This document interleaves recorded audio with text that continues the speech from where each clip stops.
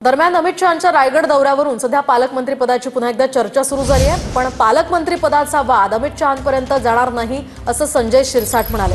तटकरेंच्या घरी शहा जातील त्याचा पालकमंत्री पदाशी काहीही संबंध नसल्याचं शिरसाटांनी म्हटलंय। तर अमित शहा छत्रपती शिवरायांना अभिवादन करण्यासाठी येत आहेत असं सुनील तटकरेही म्हणाले।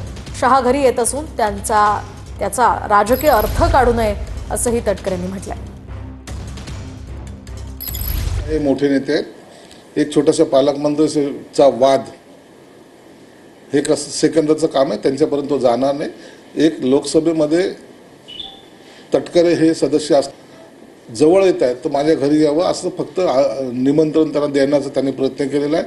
त्याच्याचा आणि पालकमंत्र्याचा काही संबंध नाही। परवाची भेट ही अतिशय वेगळा करण्यासाठी आहे।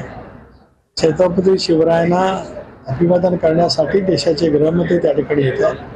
त्यांच्या या भेटीचा कुठलाही राजकीय अनुमत्य होऊ नये, काढू नये अशी माझी विनंती।